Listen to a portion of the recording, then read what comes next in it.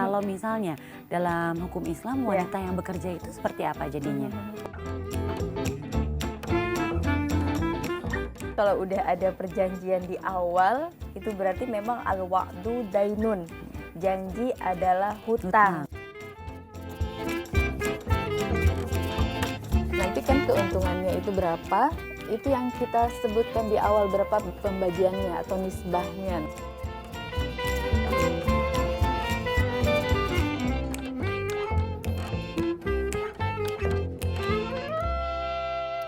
Emang kadang-kadang pertemuan yang nggak sengaja itu suka menyenangkan ya. Pas kebetulan tadi kita habis ketemu di bawah, habis ada acara, Ustazah Lulu nggak kemana-mana, Ibu Yeti juga nggak kemana-mana, bisa ngobrol deh.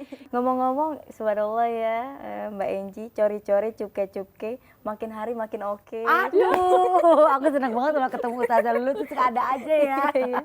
Aku balasnya apa ya? Aku balasnya nanti buka puasa aku kasih hidangan berbuka puasa aja gimana? Gimana kalau takjil kan? Betul ya, ini aku tahan aja sampai buka puasa. Tapi ngomong-ngomong ya, aku tuh pengen nanya ini ya. Tadi aku inget nih ada satu ibu yang ngomong gini, iya nih Jeng kata gitu. Kita harus inget nih bahwa sistem kita bersama suami adalah gini, hartamu, hartaku juga. Tapi hartaku belum tentu hartamu, katanya gitu. Tapi memang aku jadi pengen tahu ya Bu Yeti ya. Dalam Islam sendiri memang seperti itu ya, maksudnya pembagian harta apakah benar yang hartanya suami itu harta istri juga, tapi harta istri itu belum tentu harta suami, atau sebenarnya memang harus itu harta bersama gitu. Pengennya sih seperti itu ya, karena ada singkatannya suami, S-nya semua, U-nya uang, A-nya adalah, M-nya milik, I-nya istri gitu. Pas dong ya. Pas ya. Itu pengennya seperti itu. Suamiku pulang aku akan ngomong gitu tuh, benar. Tapi enggak Menji, dalam Islam memang harta adalah milik bersama. Karena jelas sekali dalam Quran surat Ar-Rum ayat 21, jelas sekali Mbak Enji. Jadi wa min ayatihi an khalaqalakum min anfusikum azwajan litaskunu ilaiha. Ketika kita memang sudah akad nikah, berarti semuanya pun juga sudah milik bersama, ya, termasuk dengan harta kita pun juga. Jadi nggak ada yang namanya harta suami ya milik istri, istri berarti punya istri oh enggak gitu. Tapi memang harta bersama. Tapi untuk nafkah itu sendiri adalah suami yang wajib. Gitu. Oke, suami wajib memberikan nafkah lahir dan batin kepada istrinya tentunya ya. Nah, kalau dalam Islam sendiri yang sebenarnya mengatur keuangannya itu siapa? Gitu. Istrinya. Oh, jadi pasti istri ya? Dan dalam Islam itu ada nggak sih aturan atau ayat atau surat yang menyebutkan bahwa memang dalam mengelola keuangan di rumah tangga itu adalah bagian suami misalnya atau bagian istri atau kesepakatan bersama. Dalam hadis dikatakan kullu ra'sin ra'yin, setiap kepala dalam bidang apapun pasti memiliki pemimpin. Termasuk dalam hal rumah tangga berarti ada qawamnya atau pemimpinnya adalah suami.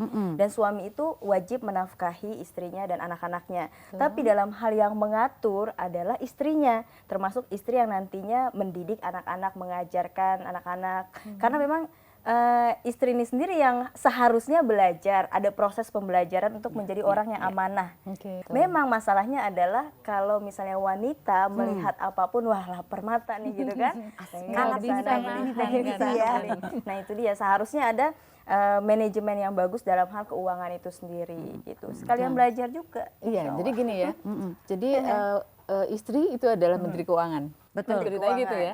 Kan suami presidennya. Sekarang si menteri keuangan ini ketika diberi nafkah oleh suami kan harus dikomunikasikan dong. Yang dinafkahi yang memberi nafkah itu kan harus mendapat laporan. Betul. Uangnya dipakai untuk apa aja dan sebagainya. Kalau kita mau berbagi sama orang tua, itu kan baik dong, karena memang Islam mengajarkan seperti itu ya.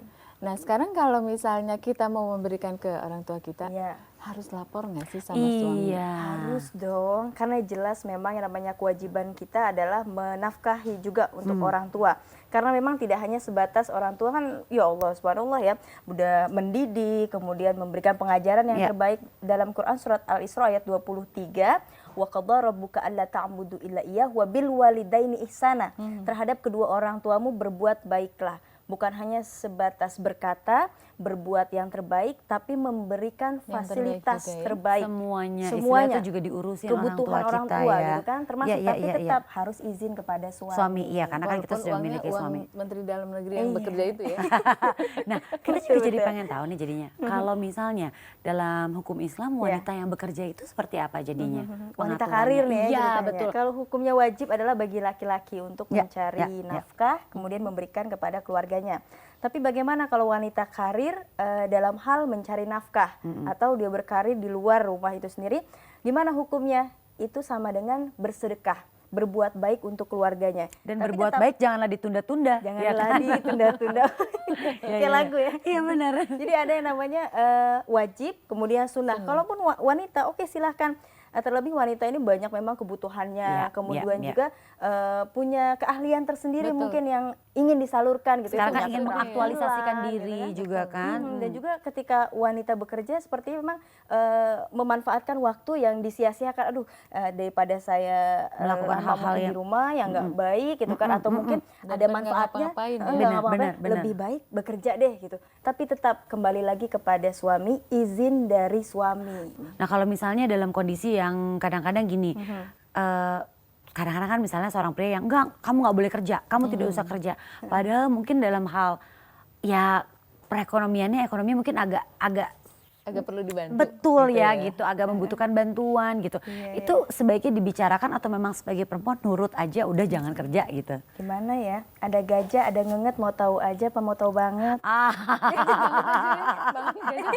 Oh bener. Ini kayaknya ntar aja deh kayaknya. Bener. Nafas dulu ya kayaknya ya. Jali-jali di pasar mini. Kayaknya mah kita kembali setelah yang satu ini. Asik.